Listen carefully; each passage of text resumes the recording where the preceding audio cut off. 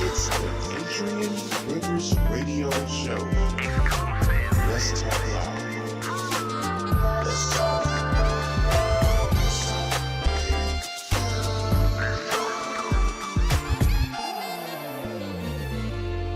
Let's talk live. All right, so before we went on a break, we were talking a little bit about just where we are. And Reggie, you were bringing out a really, really great point as to how we ended up where we are. And you made a statement that you didn't understand why people don't understand why black people are so upset.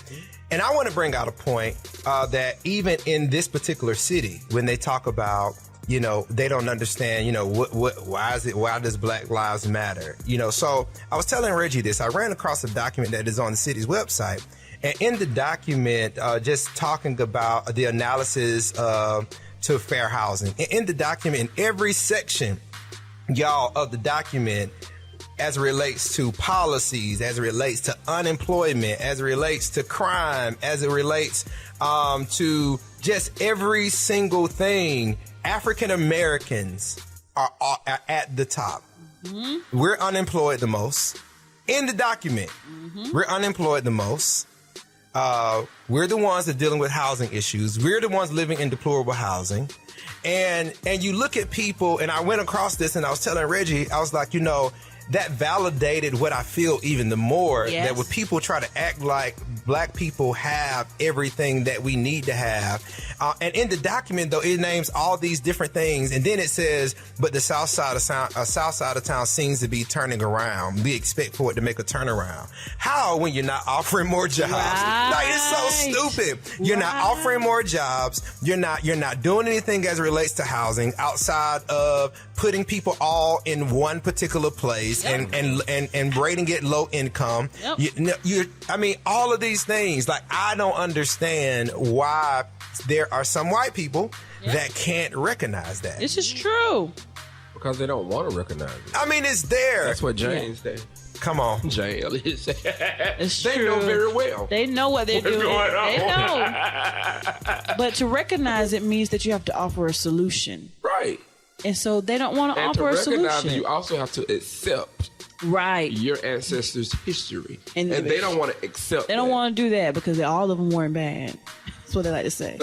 All of them weren't bad. Well, show me a good we one. Can't negate the fact, the oppression that you cause these people. Right. And the constant oppression that you still cause us. Like, we are still so behind. Even when you look at the whole returning of school, who is this going to affect the most? Black people. People don't have the time to they don't have the time to be at home. They have to go to work because they were the essential workers that you made the point a couple of months ago. They're the essential workers, so they have to be there. They don't have the money to make sure that they have a laptop because there's only so many laptops being provided by schools and stuff. High stream internet, what?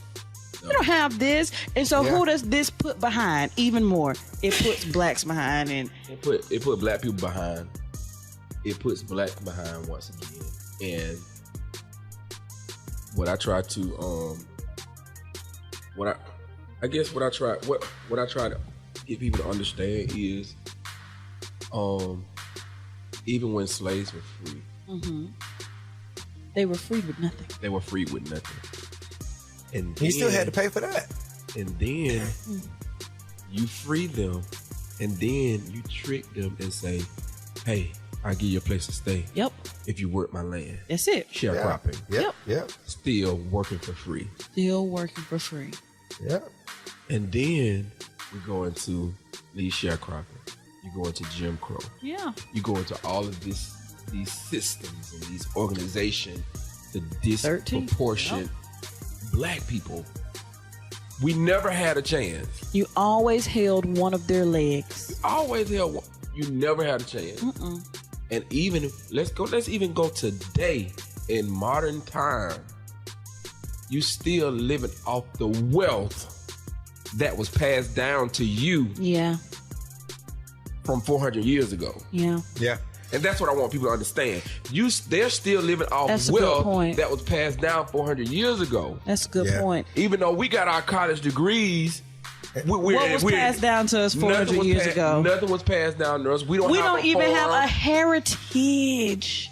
I mean, Where's our inheritance? If you think about our parents, you know, really worked hard Yeah. for us to be able, you know, or people that of that same age group, you know, work hard to make sure we had access to this and access to that, you know, but we didn't have. But You know, we still didn't have, still didn't and- have no land, And we still had to work. No chicken, no you still had to cow. take Right. take care of ourselves. Like we didn't have No. that level of support. Where you know some of my white friends would come and go out to eat and you know do this and do that. Or and- will come with a 2021 Mustang, Yeah. 16 years old. yeah. 16, and it be paid for. And we waiting on our check to get so that we can pay our car payment Come up on, and our rent having up. to get a school loan School loan to get a car. to get a car, and then Right. the next school loan to pay it up. Right. Like the reality. And then we start of our it is adulthood in debt. in debt. Period. With all this access that we have now. Mm-hmm. So even with education, we still behind. Still, Still behind. because it's not good enough. Which that was their, you know, prior to this, like, you know, African Americans didn't have education like this. Yeah. And so they put that out there. You need education, you need education, you Yeah. need education. That was a big thing. So now we got education, and that's still not enough. It's a new thing, and now we're in debt. Yeah, we had to pay for it. Yeah, Had to pay. And in the way we paid for it is we had to get money from them. right. That's the Borrow it truth from of them. it. So then we can still stay indebted. Yep. And so just to disrespect to bring this back, that Donald Trump showed toward John Lewis is like almost it's like a non-forgiving sin. Yeah. Like, Yeah. it's a slap in the face. It's un-American. And then It's you stand un-American. in the highest office of the land. It negates him marching across that Edmund Plus Bridge. It negates the fact. It negates the Voting Rights Act of 1965. Yep. And pretty much what he's saying is when they have the vote on it in another 25 years, there's a possibility that we're going to take your rights Exactly. right back. Right back. And they tried to do that. And they tried to do it already. They tried to do So it it's coming up already. again.